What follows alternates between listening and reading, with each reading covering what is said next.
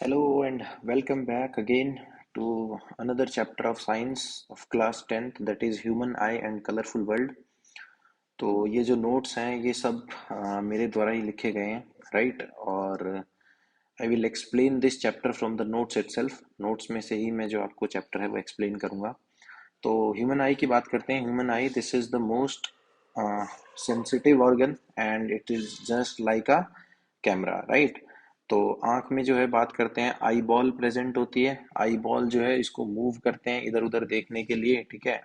तो there are 6 muscles in our eye that help to move this eyeball. तो आंख के structure से शुरुआत करते हैं। सबसे पहले यहाँ पर देखो, डायग्राम के अंदर ना सारी नंबरिंग्स दी हुई हैं, तो इससे जो है डायग्राम को रिलेट कर पाना आसान हो जाएगा। सबसे पहले आंख के सबसे बाहर जो लेयर होती है उसके बारे में बात करेंगे। This is sclera, right? तो sclera, this is the outer covering. Outer covering protection इसका काम होता है। It is tough and it is off white colour, right? Sclera basically आंख की जो है 3 लेयर्स होती हैं, स्क्लेरा, कोरॉइड और रेटिना। रेटिना जहां पर इमेज बनती है, ठीक है, वो बहुत डेलिकेट सी मेम्ब्रेन होती है। 8 नंबर पर उसकी बात करेंगे। स्क्लेरा और रेटिना के बीच के अंदर ही एक और लेयर होती है, this is middle layer which is very thin and this is called as choroid, right? उसके बाद आंख, हम सेंसिटिव ऑर्गन है, तो आंख से हम कोई भी चीज कब देखेंगे? जब किसी चीज से लाइट रिफ्लेक्ट होके हमारी आंख में जाएगी। आंख में जब लाइट जाती है तो वो सबसे पहले रिफ्रैक्ट होती है, और सबसे ज्यादा रिफ्रैक्शन जो है आंख में लाइट का वो होता है कहाँ पर? कॉर्निया में, right? So it is the front transparent part of sclera from where light enters and most refraction takes place, right? This is cornea.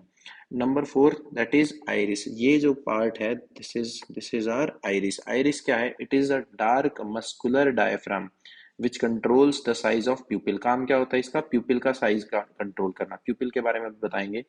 प्यूपिल क्या होता है? प्यूपिल एक ऐसा स्ट्रक्चर होता है जो हमारी आंख के अंदर प्रेजेंट होता है, जो रेगुलेट करता है कि कितनी लाइट जो है आंख के अंदर जाएगी, right?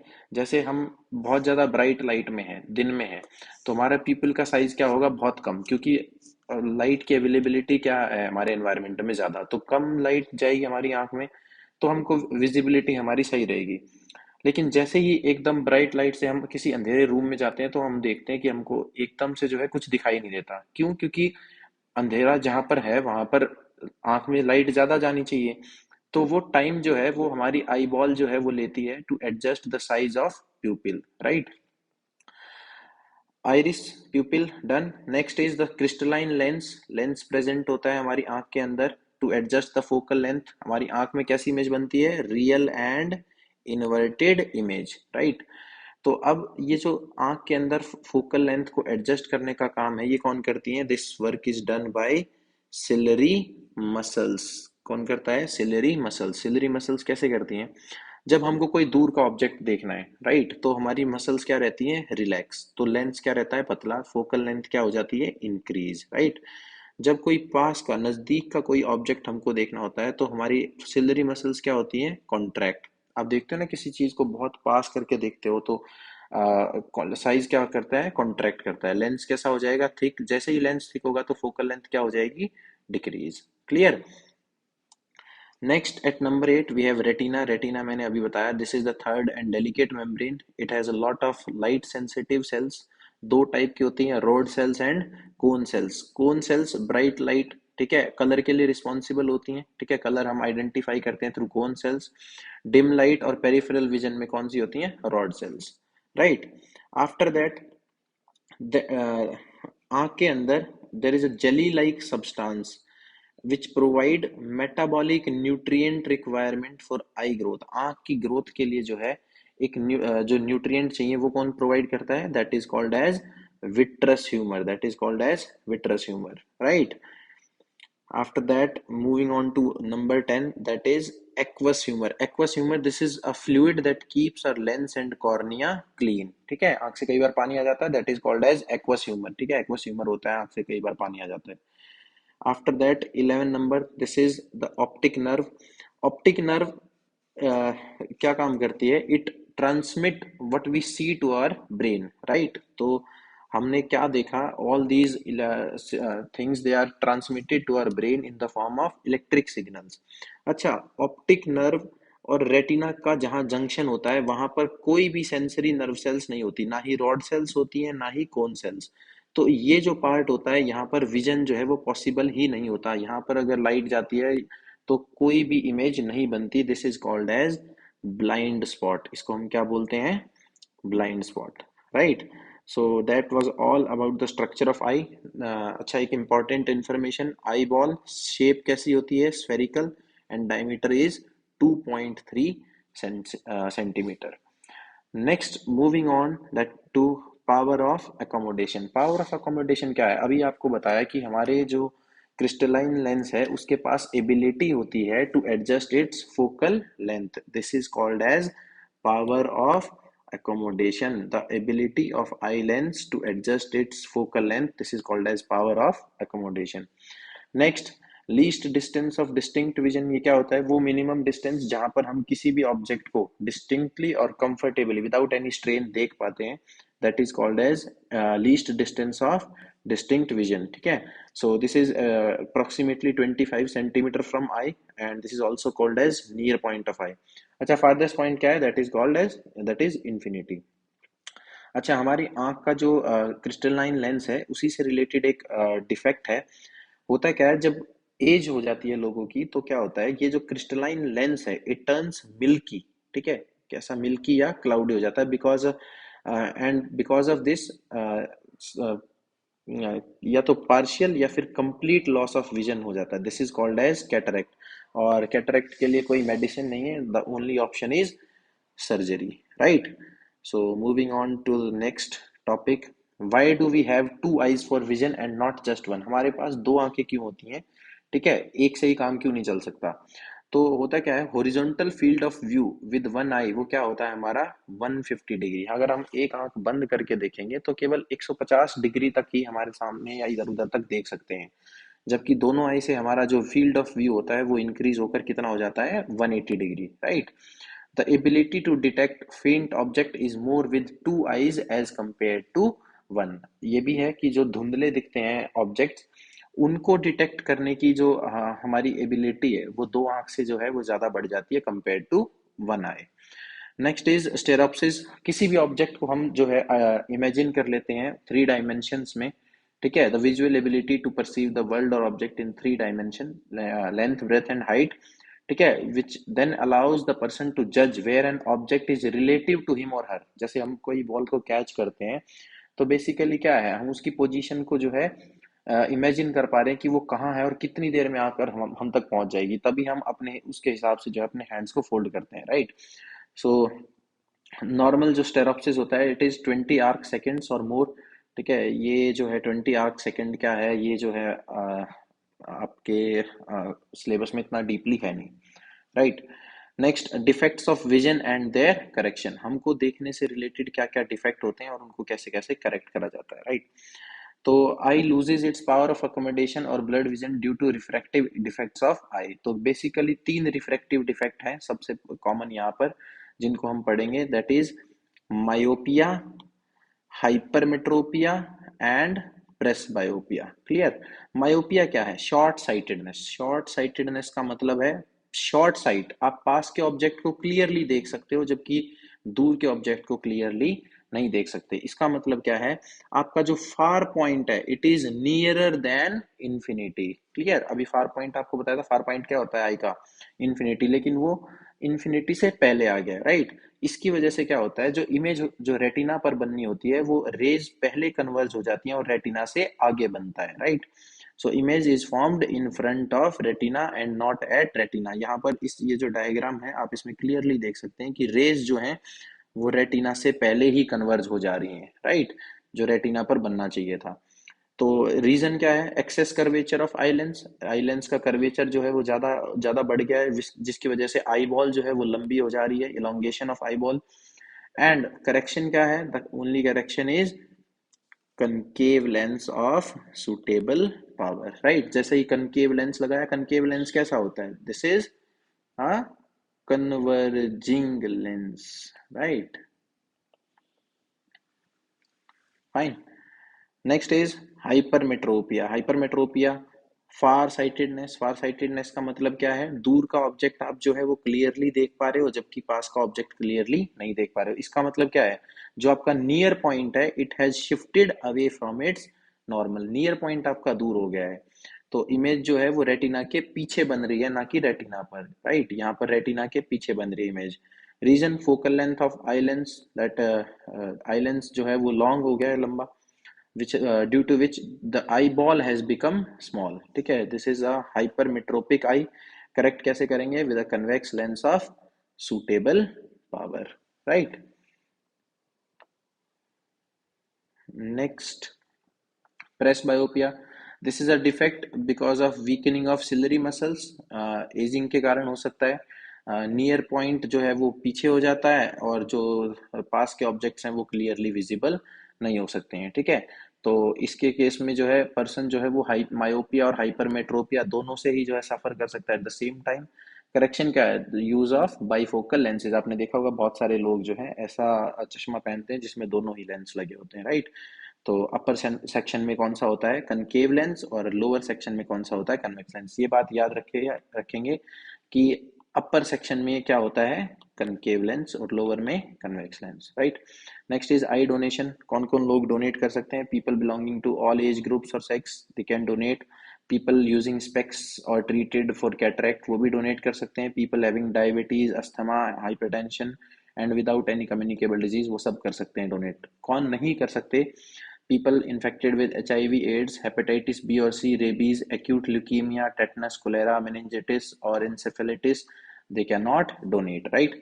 When are eyes removed for donation? कौन रिमूव करता है? तो आई जो है 4 से 6 घंटे, डेथ के 4 से 6 घंटे के अंदर अंदर रिमूव कर ली जाती है। ठीक है, उसके बाद आई बैंक की जो है टीम रिमूव करती है, या तो घर पर या हॉस्पिटल में।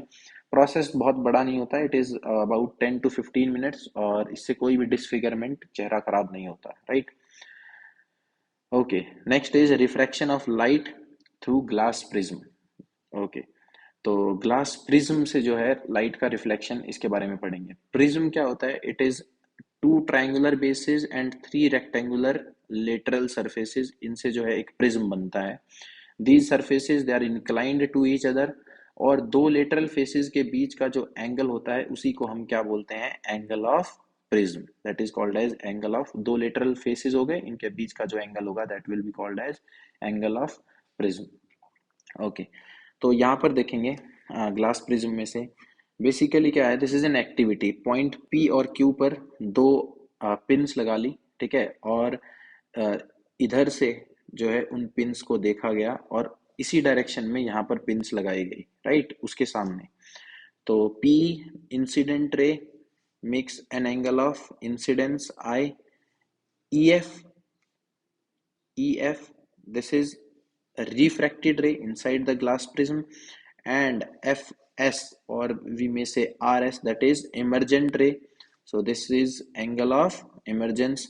A is angle of prism and D is angle of deviation, right? So the angle between emergent ray and direction of incident ray, that is called as angle of deviation। कहाँ से कोई light रे जा रही थी, उसको कहाँ पर जाना चाहिए था, और कहाँ से वो गई है, उसके बीच का जो एंगल है actually that is called as angle of deviation. कितना जो है लाइट डेविएट हो गई।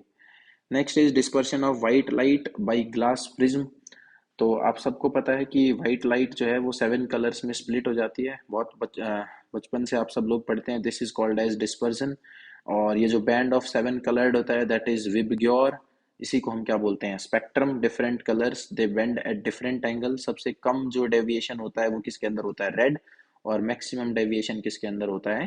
That is in violet. Right, तो spectrum, this was first obtained by Isaac Newton. Further tried to get more colours. उन्होंने एक सेकंड प्रिज्म लगाया, लेकिन वो फेल हो गए। उसी को उन्होंने इन्वर्ट कर दिया, इन्वर्टेड प्रिज्म यूज करा, तो वो जो लाइट थी वो वापस व्हाइट लाइट के अंदर कन्वर्ट हो गई, and this phenomena is called as recombination. इसी को हम क्या बोलते हैं? Recombination. Right, next is rainbow. Rainbow क्या है? This is a spectrum of sunlight in nature. Water droplets जो एटमॉस्फेयर में होती हैं after rain, they hang in and act like a prism. Prism की तरह काम करती हैं, featuring dispersion. Right, dispersion, total internal reflection and refraction. तो किस किस पॉइंट पर क्या क्या होता है ये डायग्राम में आपको दिखाया हुआ है। पॉइंट ए पर क्या होगा, dispersion and refraction. Point B that will be total internal reflection back in the droplet. C point पर फिर से क्या होगा, refraction and dispersion. Next atmospheric refraction. ठीक है, एटमॉस्फेयर में जो रिफ्रैक्शन होता है, दो चीजें यहाँ पर ध्यान में रखने वाली हैं। Atmosphere is not stationary, it has different layers. आप सबको पता है उनकी अलग अलग ऑप्टिकल डेंसिटी होती है और टेम्परेचर होता है। कौन सी होती है different layers, you know, troposphere, right, stratosphere, mesosphere, thermosphere, exosphere, right? Different layers. And because of these, we have different mediums in our atmosphere causing refraction. इन्हीं की वजह से क्या होता है, रिफ्रैक्शन होता है। नेक्स्ट, यूजुअली एक क्वेश्चन आता है ऑन अपेरेंट स्टार पोजीशन। ठीक है, यहाँ पर एक चीज जो है वो देखनी है कि रिफ्रैक्टिव इंडेक्स जो होता है एटमॉस्फेरिक लेयर का, वो डिक्रीज करता है विद इंक्रीज इन हाइट। यानी कि जैसे जैसे आप ऊपर जाते जाएंगे वो रिफ्रैक्टिव इंडेक्स क्या करता जाएगा, डिक्रीज करता जाएगा। अब स्टार जो होता है उसकी एक्चुअल पोजीशन ये है, यहाँ से लाइट आई, फिर से रिफ्रैक्शन, आयनोस्फेयर में रिफ्रैक्शन, मीजोस्फेयर में रिफ्रैक्शन, स्ट्रेटोस्फेयर में रिफ्रैक्शन, ट्रोपोस्फेयर में रिफ्रैक्शन, और आपकी आंख तक पहुंचते पहुंचते आपको क्या लगता है कि वो लाइट कहाँ से आ रही है, यहाँ से आ रही है, जबकि ये पोजीशन जो है वो उसकी एक्चुअल पोजीशन नहीं है। Clear? So this is all because of atmospheric refraction. Next, twinkling of star. Stars क्या होते हैं, they are point source of light, बहुत दूर होते हैं, they are situated far far away from earth. तो beam of star light, it keeps deviating path, constantly changing apparent position of star. ठीक है, बार बार स्टार की जो अपेरेंट पोजीशन है वो चेंज होती रहती है, इसलिए जो अमाउंट ऑफ लाइट जो आपकी आंख में एंटर कर रही होती है वो फ्लक्चुएट करती है, राइट। तो इसी फ्लक्चुएशन की वजह से आपको क्या दिखता है, twinkling effect of star, right. क्या होता है, when a source of light is at a very large distance such that it appears very small compare to its size, it is called as point source. ठीक है, तो point source की यहाँ पर definition आपको लिख दी है। Next is colour of sky is blue, scattering of light, Tyndall effect, इसके बारे में बात करेंगे। जब कोई भी लाइट बीम, ठीक है, वो इंटरेक्ट करती है with particles present in its path, तो वो it gets redirected into different direction, और इसी को हम क्या बोलते हैं, स्कैटरिंग ऑफ लाइट। ठीक है, तो होता क्या है, the colour of scattered light वो डिपेंड करता है कि वो किस पार्टिकल, कितने साइज के पार्टिकल के साथ जो है उसका इंटरेक्शन हुआ है, किससे वो टकराई है। अगर पार्टिकल का साइज लार्ज है, greater than 100 nanometer in diameter है, तो it scatter all colours of light. ठीक है, सारे के सारे कलर को स्कैटर कर देगी और लाइट हमें कैसी दिखेगी, व्हाइट लाइट। ठीक है, लेकिन when it interacts with fine particles with 1 to 1000 nanometer in diameter, then it scatter colors of shorter wavelength। ठीक है, ऐसे कलर जिनकी वेवलेंथ क्या होती है, शॉर्ट, केवल उन्हीं को स्कैटर कर पाती है। ठीक है, तो जो आपको पता था सबसे शॉर्ट वेवलेंथ किसकी होती है, violet, indigo, blue, these have short wavelength. तो जब शॉर्ट वेवलेंथ होती है तो गेट स्कैटर्ड। ओके, तो जो इम्पोर्टेंट क्वेश्चन है हमारे सामने जो आता है, that is why does the colour of sky appear blue. ठीक है, तो जब सनलाइट पास करती है from atmosphere, then the fine particles in air they scatter the blue colour, यानी कि शॉर्ट वेवलेंथ को क्या करेंगे, ज्यादा स्कैटर करेंगे, शॉर्ट वेवलेंथ ज्यादा स्कैटर हो गया, मोर देन रेड, तो therefore blue light it enters our eye. ठीक है, जो ज्यादा से ज्यादा ब्लू लाइट हमारी आंख के अंदर एंटर करती है, विच इज वाई हमको लगता है कि आसमान का कलर जो है वो नीला है, right.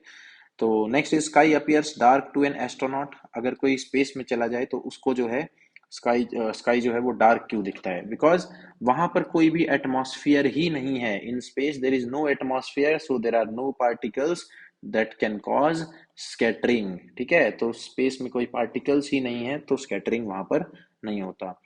Next, cloud appear white. तो दे क्लाउड्स क्या होते हैं, they are formed by condensation of water vapours around dust particles. छोटे छोटे डस्ट पार्टिकल्स होते हैं, उनके चारों तरफ क्या होता है, कंडेंसेशन हो जाती है, जिनकी वजह से क्या बनते हैं, बादल, क्लाउड्स बनते हैं। देयर साइज बिकम्स बिग, धीरे धीरे साइज बड़ा होता है, and they scatter all colours equally, सारे के सारे कलर्स को एक साथ स्कैटर करते हैं। जब इसका मतलब पार्टिकल का साइज जब बड़ा हो गया, ग्रेटर देन 1000 नैनोमीटर हो गया, तो सारे के सारे कलर्स इक्वली स्कैटर हो रहे हैं, विच इज व्हाइट लाइट। तो उनका कलर भी कैसा दिखता है हमको, white.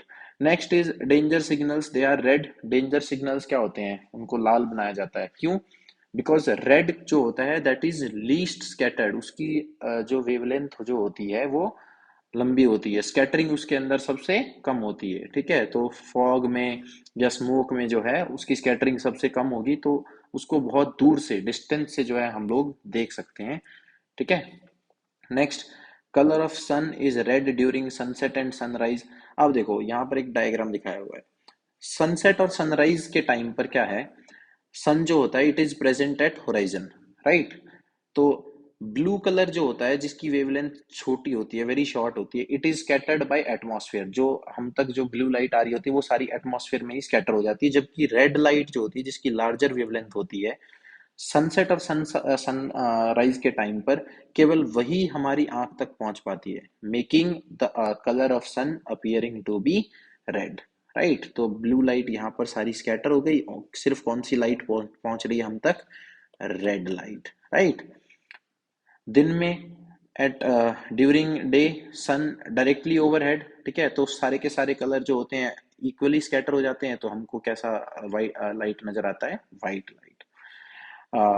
This is one experiment or activity in your NCRT, scattering of light in a colloidal solution। इसमें क्या है, एक strong source of light के सामने एक converging lens रखा हुआ है, right? और उसके सामने एक सोडियम थायोसल्फेट का सॉल्यूशन है जिसके अंदर थोड़ा सा 2 ml कंसंट्रेटेड सल्फ्यूरिक एसिड डाल दिया जाता है।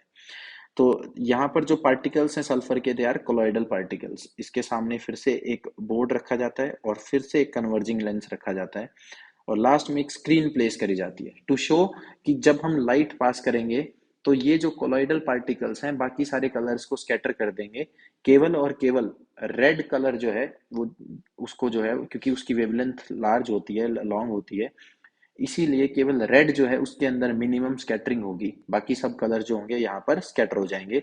तो ये जो सॉल्यूशन है ये ब्लूइश अपीयर होता है, जबकि स्क्रीन पर जो कलर आता है दैट इज रेड कलर।